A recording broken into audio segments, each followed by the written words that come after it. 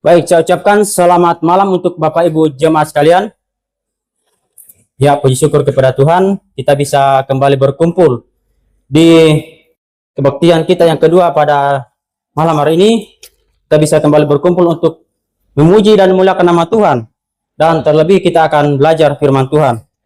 Dan sebelumnya saya ucapkan terima kasih kepada Gembala Gibia Grafi yang sudah memberikan kesempatan kepada saya untuk memberitakan firman Tuhan pada malam hari ini. Jadi langsung saja kita akan membuka Alkitab kita di dalam Yesaya pasal 2 ayat yang pertama sampai ayat yang kelima. Yesaya pasal 2 ayat pertama sampai ayat yang kelima. Kalau sudah menemukannya, saya akan membacakannya untuk kita karena saya memakai ITB 2, jadi saya lihat di ITB 1 agak sedikit ada perbedaan. Saya akan membacakannya untuk kita. Yesaya pasal 2 ayat pertama sampai 5. Firman yang diterima Yesaya bin Amos dalam penglihatan tentang Yehuda dan Yerusalem akan terjadi pada hari-hari terakhir. Gunung tempat rumah Tuhan akan tegak melampaui puncak gunung-gunung dan menjulang di atas bukit-bukit. Segala bangsa akan berduyun-duyun ke sana. Dan banyak suku bangsa akan pergi serta berkata, "Mari kita naik ke gunung Tuhan, ke rumah Allah Yakub, supaya ia mengajarkan jalan-jalannya kepada kita. Dan supaya kita berjalan di jalurnya, sebab dari Sion akan terbit pengajaran dan firman Tuhan dari Yerusalem. Ia akan menghakimi bangsa-bangsa dan memutuskan perkara bagi banyak suku bangsa. Mereka akan menempa pedang-pedangnya menjadi mata bajak dan tombak-tombaknya menjadi pisau pemangkas. Bangsa tidak akan lagi mengangkat pedang melawan bangsa lain, dan mereka tidak akan lagi belajar perang. Hai kaum keturunan Yakub, mari kita berjalan dalam terang Tuhan." Kita bersatu di dalam doa. Bapa di sorga, kami anak-anakmu sungguh mengucap syukur atas penyertaan Tuhan. Kami sudah memuji dan memuliakan nama-Mu, dan tiba saatnya kami akan belajar firman-Mu. Kiranya Tuhan menambah-nambahkan hikmat kepada hamba-Mu yang akan menguraikan firman-Mu, agar apa yang disampaikan bisa jadi berkat bagi orang lain. Inilah doa kami Tuhan, di dalam nama Tuhan Yesus kami berdoa dan mengucap syukur. Amin. Ya, Bapak Ibu yang saya kasih dalam nama Tuhan kita Yesus Kristus, perikop yang barusan kita baca ini adalah salah satu perikop yang sangat indah di dalam Alkitab. Perikop yang sangat indah. Kenapa? Terutama di ayat yang keempat. Di ayat yang keempat itu, di situ dikatakan, ia akan menjadi hakim bangsa-bangsa dan memutuskan perkara bagi bangsa-bangsa. Dan mereka akan menempa pedang-pedangnya menjadi mata bajak. Kenapa? Karena saya katakan, kenapa? Karena di ayat 4 ini adalah salah satu sesuatu yang diimpi-impikan oleh semua bangsa di dunia ini. Sesuatu yang diinginkan oleh semua bangsa di dunia, yaitu apa? Perdamaian. Semua bangsa di dunia menginginkan suatu perdamaian. Makanya, saudara yang terkasih dalam nama Tuhan kita Yesus Kristus, dengan terjadinya perang di berbagai negara, itu membuat apa? Membuat banyak bangsa berusaha untuk mendirikan suatu lembaga perdamaian. Misalnya di Perang Dunia Pertama, pada saat itu, setelah Perang Dunia Pertama selesai, pada saat itu bangsa-bangsa sepakat untuk mendirikan suatu lembaga yang disebut sebagai Liga Bangsa-Bangsa. Apa itu Liga Bangsa-Bangsa? Liga Bangsa-Bangsa ini adalah suatu lembaga yang bertujuan untuk menciptakan perdamaian. Supaya apa? Supaya tidak ada lagi bangsa yang berperang, supaya tidak ada lagi peperangan. Tetapi saudara yang terkasih dalam nama Tuhan kita Yesus Kristus, tidak sampai 20 tahun Liga Bangsa-Bangsa didirikan, terjadi Perang Dunia Kedua. Terjadi Perang Dunia Kedua, dan kita tahu Perang Dunia Kedua ini adalah suatu perang yang sangat mengerikan, saudara. Perang yang sangat mengerikan. Kenapa? Karena jutaan orang yang kehilangan nyawa. Jutaan orang yang kehilangan nyawa dengan perang ini yang sangat-sangat dahsyat ini. Bayangkan Amerika menjatuhkan bom di Hiroshima dan Nagasaki, itu tahun 1945. Dan pada saat itu ada banyak sekali orang meninggal pada saat itu. Dan oleh karena itu dunia berusaha untuk mendirikan perdamaian lagi, lembaga yang baru, yang tujuannya untuk menciptakan perdamaian, yang tujuannya untuk supaya apa? Supaya tidak ada lagi peperangan, yaitu apa? Perserikatan Bangsa-Bangsa atau PBB yang kita tahu sekarang. Dan bahkan ayat 4 ini yang kita barusan baca ini ada di salah satu tempat di PBB. Mereka menulisnya di sebuah semacam tugu untuk apa? Supaya mengingatkan akan perdamaian. Bahkan ayat ini menjadi ayat menjadi suatu moto di PBB, yaitu apa? Bahwa akan ada suatu masa di mana bangsa-bangsa akan menempa apa? Mata bajak, menempa pedangnya menjadi mata bajak. Tetapi saudara yang terkasih dalam nama Tuhan kita Yesus Kristus, kita tahu PBB atau Perserikatan Bangsa-Bangsa gagal menjalankan tugasnya. PBB gagal dalam apa? Dalam menjalankan tugasnya untuk menciptakan perdamaian dunia. Dan saudara yang terkasih dalam nama Tuhan kita Yesus Kristus, sejak Perserikatan Bangsa-Bangsa didirikan, ada banyak sekali perang yang terjadi. Perang Vietnam, perang Korea, dan banyak sekali perang. Dan barusan terjadi beberapa bulan yang lalu ini, yaitu perang apa? Antara Iran dan Amerika Serikat. Salah satu negara adidaya menyerang negara lain. Untuk apa? Supaya dia menunjukkan bahwa mereka berkuasa. Oleh karena itu, saudara yang terkasih dalam nama Tuhan Yesus Kristus, dengan banyaknya usaha-usaha manusia untuk menciptakan perdamaian ini dan semuanya gagal. Manusia tidak akan mungkin bisa menciptakan perdamaian itu. Usaha bagaimanapun caranya, bau jungkir balik bagaimanapun, manusia tidak akan pernah bisa menciptakan perdamaian. Nah, saudara yang terkasih dalam nama Tuhan kita Yesus Kristus, jadi apa sih yang dibutuhkan atau kondisi apa yang terjadi dari perikop yang sudah kita baca ini supaya perdamaian itu bisa terjadi, supaya ada perdamaian di dunia ini?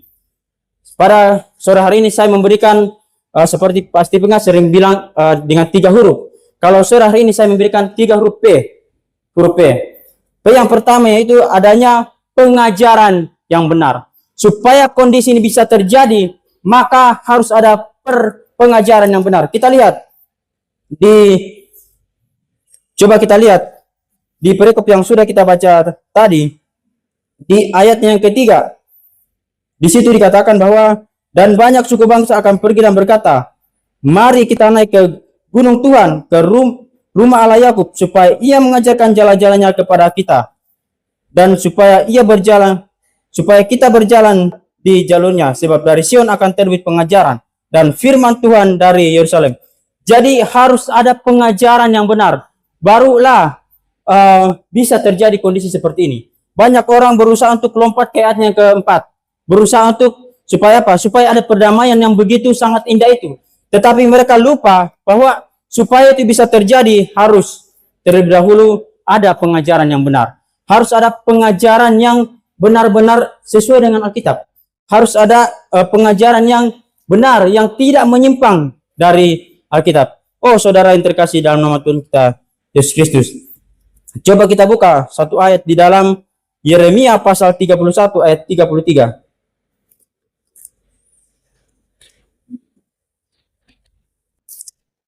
Yeremia pasal 31 ayat 33 sampai 34.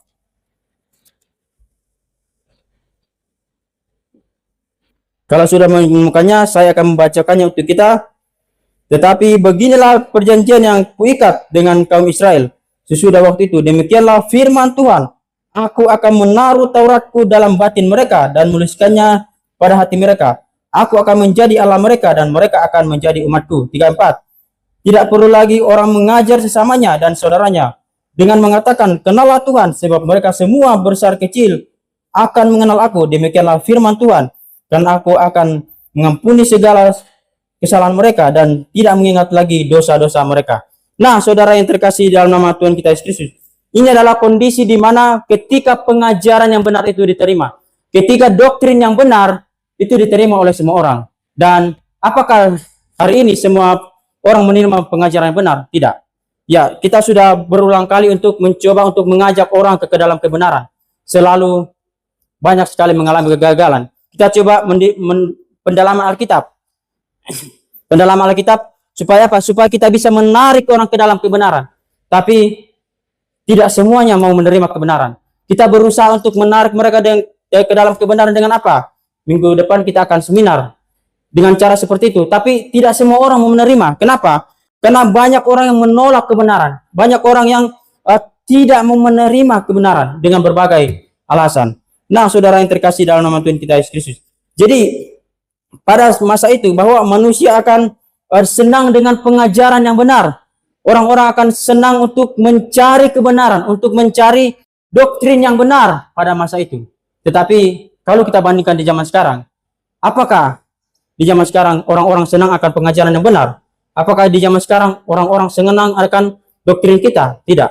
Hari ini kalau kita lihat di medsos, justru ada banyak sekali terjadi apa? Terjadi percekcokan antara sesama orang Kristen. Kenapa? Karena banyak orang yang tidak menerima kebenaran. Nah, saudara yang terkasih dalam nama Tuhan kita Yesus Kristus.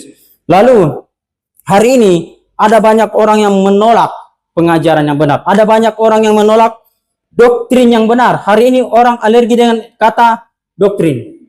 Alergi dengan kata pengajaran atau doktrin. Alergi dengan kata pengajaran. Kenapa? Karena mereka maunya apa? Maunya lebih mengutamakan kasih. Oh, katanya kasih lebih penting daripada doktrin. Katanya apa? Doktrin memisahkan, sedangkan kasih mempersatukan. Benarkah demikian? Saudara yang terkasih dalam nama Tuhan kita Yesus Kristus, kasih yang tidak didasarkan pada kebenaran itu adalah kasih yang semu, kasih yang salah atau kasih yang tidak sesuai dengan firman Tuhan. Firman Tuhan mengajarkan kepada kita bahwa kita harus menyatakan kasih di atas dasar firman Tuhan. Kita harus mengasihi orang dengan cara apa? Dengan kita mengasihi Tuhan. Bagaimana kita bisa mengasihi sama kita, sedangkan kita tidak mengasihi Tuhan? Nah, saudara yang terkasih dalam nama Tuhan Yesus Kristus, banyak orang hari ini berkata bahwa doktrin itu memisahkan, sedangkan kasih mempersatukan. Dan hari ini gerakan ekumene sangat luar biasa sekali. Gerakan ekumene berusaha untuk menarik orang supaya apa? Supaya orang tidak mau menerima doktrin. Mereka berusaha, oh, yang tidak apa-apa kita berbeda. Tidak masalah kita berbeda. Yang penting kita satu dalam Kristus. Yang penting masih tanda kutip pakai nama Yesus.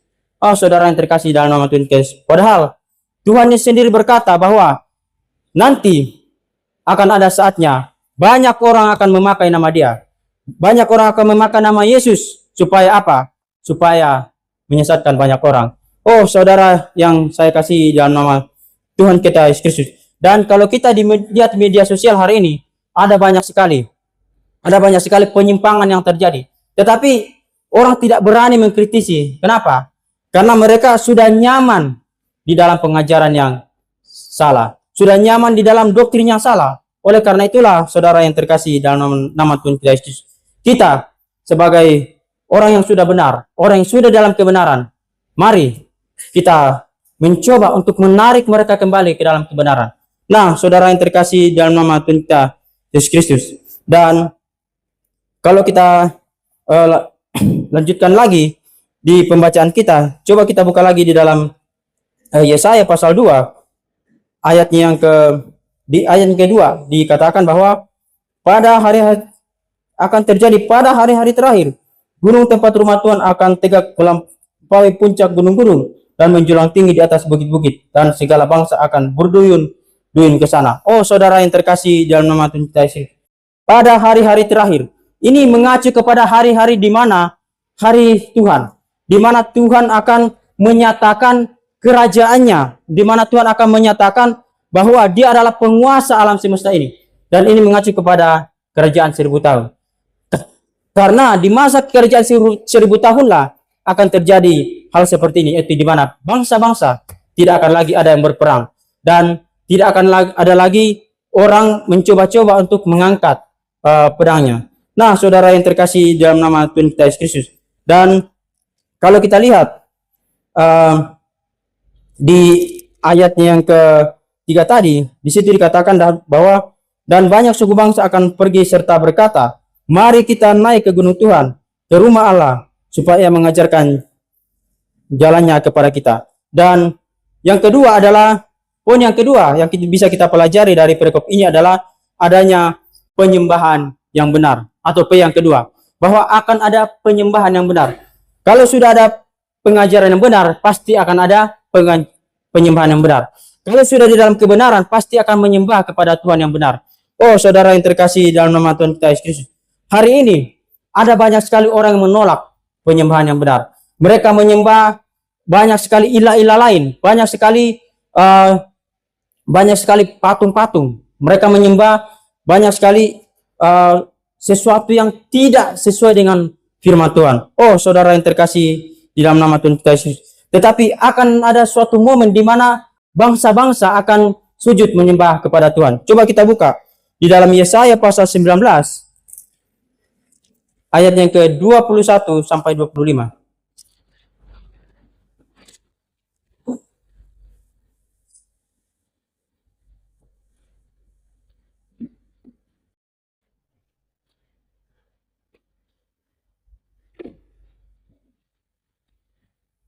Ayat 21 sampai 25, di situ dikatakan, Tuhan akan menyatakan dirinya kepada orang Mesir, dan orang Mesir akan mengenal Tuhan pada waktu itu. Mereka akan beribadah dengan kurban sembelihan dan kurban sajian, dan mereka akan bernazar kepada Tuhan dan membayar nazar itu.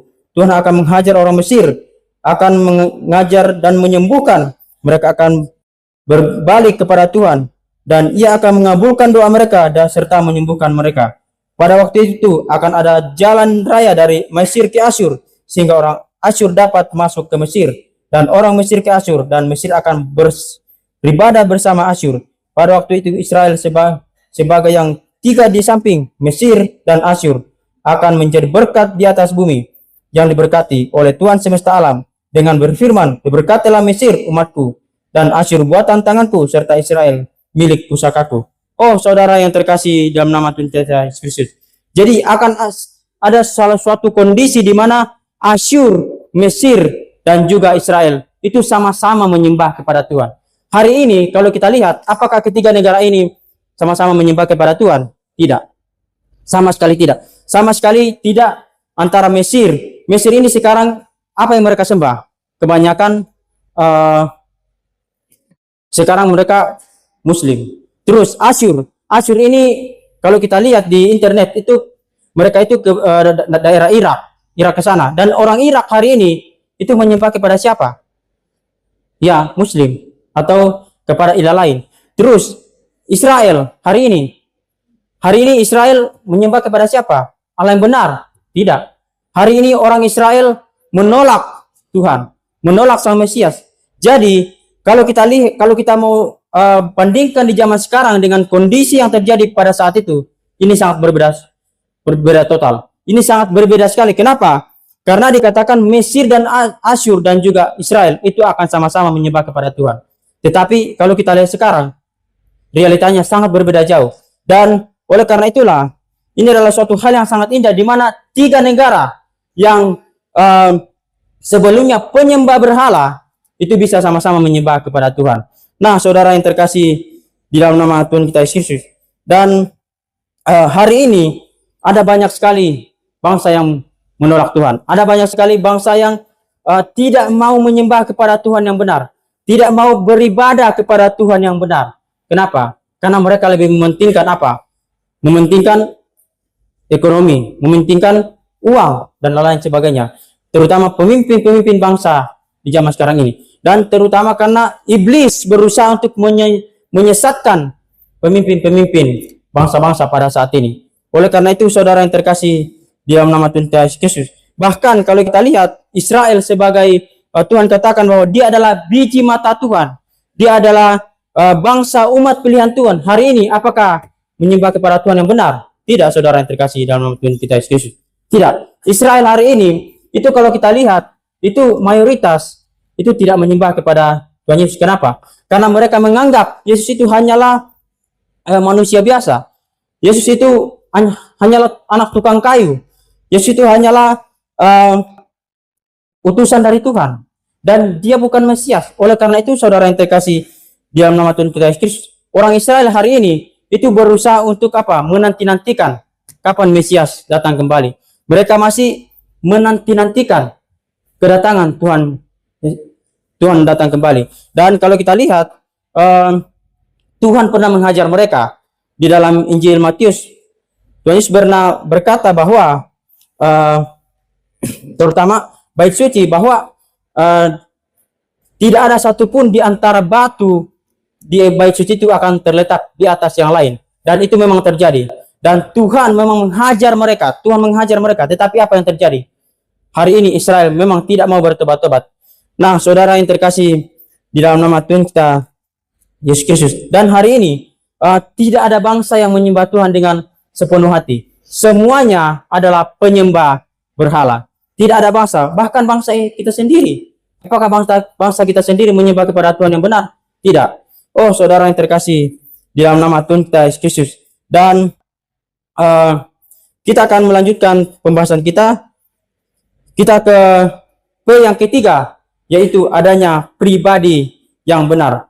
Coba kita lihat di Yesaya pasal 2 tadi. Di ayat yang keempat dikatakan, ia akan menghakimi bangsa-bangsa dan memutuskan perkara bagi banyak suku bangsa. Ia di sini mengacu kepada siapa?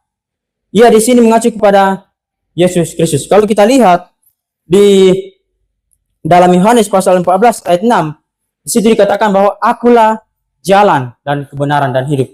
Oh, jadi supaya bisa ada perdamaian itu, supaya bisa ada perdamaian, harus ada pribadi yang benar. Kenapa?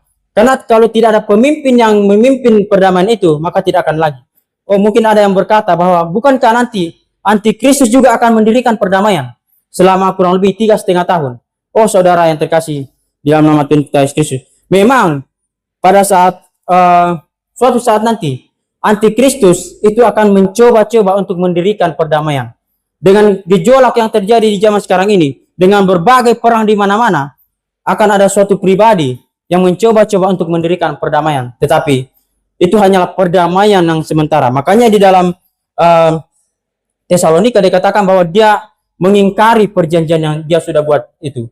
Nah, saudara yang terkasih di dalam nama Tuhan kita Yesus Kristus, dikatakan bahwa ia akan menjadi wasit antar bangsa, menjadi penengah antar bangsa-bangsa. Kalau di ITB 2 dikatakan bahwa ia akan memutuskan perkara bagi banyak suku bangsa. Dan hari ini, apakah ada orang lain yang bisa menjadi yang memutuskan perkara bagi banyak suku bangsa? Tidak ada. Hari ini PBB berusaha untuk memutuskan perkara bagi bangsa-bangsa, tapi tidak bisa. PBB berusaha untuk apa? Untuk memutuskan perkara supaya tidak terjadi perang. Tidak bisa. Bahkan Amerika Serikat itu sempat mau keluar dari Perserikatan Bangsa-Bangsa. Dia yang mendirikan PBB, dia sendiri yang mau keluar. Kenapa? Karena tidak mau diatur. Oh, saudara yang terkasih dalam nama Tuhan kita Yesus Kristus. Dan itulah kondisi yang terjadi di masa sekarang ini. Nah, saudara yang terkasih dalam nama Tuhan kita Yesus Kristus. Dan di sini juga dikatakan bahwa mereka akan menempa pedang menjadi mata bajak. Oh, ini adalah suatu kondisi di mana tidak ada lagi peperangan. Menempa pedang menjadi mata bajak. Kalau di zaman sekarang, itu banyak sekali bangsa yang memiliki senjata nuklir. Ya, kita tahu bahwa salah satu kenapa Korea Utara itu Amerika tidak berani ganggu dia karena mereka punya nuklir yang sekali tembak bisa menghancurkan daratan Amerika. Nah, dan salah satu cara negara-negara supaya tidak diganggu oleh negara lain adalah dengan memiliki senjata nuklir. Dan di sini dikatakan bahwa mereka akan menempa pedang-pedangnya menjadi mata bajak. Ini adalah suatu kondisi di mana alat-alat perang itu dipakai untuk menghasilkan sesuatu yang bermanfaat bagi masyarakat. Menghasilkan sesuatu yang bisa dipergunakan untuk kebutuhan orang lain. Bukan untuk mematikan orang lain, tetapi untuk menghidupkan orang lain. Nah, apa itu? Dan kalau di zaman sekarang, ya bisa jadi, ini hanya beberapa spekulasi, bahwa bisa jadi senjata-senjata nuklir itu bisa dijadikan untuk apa? Untuk misalnya untuk menerangi PLN, untuk lampu segala macam, senjata-senjata seperti itu. Dan tentu masih banyak lagi hal-hal yang di zaman sekarang ini yang bisa digunakan untuk kebaikan manusia di zaman sekarang ini. Dan di sini dikatakan bahwa bangsa tidak akan lagi mengangkat pedang melawan bangsa lain. Oh, ini adalah suatu kondisi di mana tidak akan lagi ada orang mencoba-coba untuk menyerang bangsa lain. Bangsa menyerang bangsa lain. Tidak akan ada lagi suatu kondisi di mana perang antar negara yang satu dengan yang lain. Sekarang ada banyak sekali bangsa-bangsa yang mencoba-coba untuk mengganggu negara lain. Kita lihat bahwa barusan Iran itu dihajar sama Amerika sampai presiden Iran itu mati. Nah, itu membuktikan bahwa tidak ada bangsa hari ini yang benar-benar bisa menjaga perdamaian. Nah, saudara yang terkasih di dalam nama Tuhan kita Yesus Kristus. Dan di sini juga dikatakan bahwa mereka tidak akan lagi belajar perang. Kenapa? Karena di masa kerajaan 1000 tahun itu adalah masa damai. Masa di mana akan ada perdamaian yang sangat-sangat luar biasa. Akan ada damai sejati. Akan ada perdamaian. Nah, saudara yang terkasih, di dalam nama Tuhan kita Yesus Kristus. Dan di situ bahkan Pilatus pernah berkata kepada Tuhan Yesus, apakah kebenaran itu? Pilatus sudah pernah berkata, sudah melihat sang kebenaran itu sendiri, sudah melihat bahwa Yesus Kristus adalah sang kebenaran itu sendiri. Tetapi apa yang Pilatus dapatkan? Tidak. Dia hanya berkata, stop sampai bertanya saja, tidak mau meneruskan. Oh, demikian juga banyak orang hari ini hanya sampai di batas hanya mengenal saja, tidak mau menerima, tidak mau menerima kebenaran itu. Mereka hanya tahu sepintas atau tahu setengah-setengah, tetapi tidak mau menerima kebenaran itu. Sama seperti Pilatus. Pilatus yang sudah bertanya kepada pribadi yang tepat, sudah bertanya kepada orang tepat bahwa apakah kebenaran itu. Makanya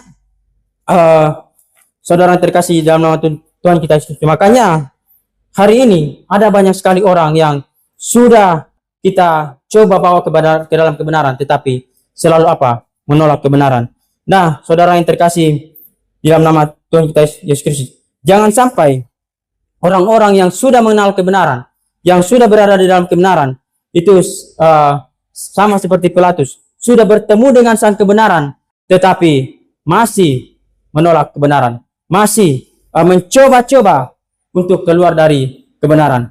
Nah, saudara yang terkasih di dalam nama Tuhan kita Yesus Kristus, mungkin ada yang berkata bahwa bagaimana dengan kita sekarang? Bagaimana supaya kita bisa mencapai perdamaian itu? Supaya kita bisa mencapai perdamaian yang sejati itu. Supaya kita bisa berada di dalam perdamaian itu. Nah, coba kita buka satu ayat di dalam Roma pasal 5 ayat 8.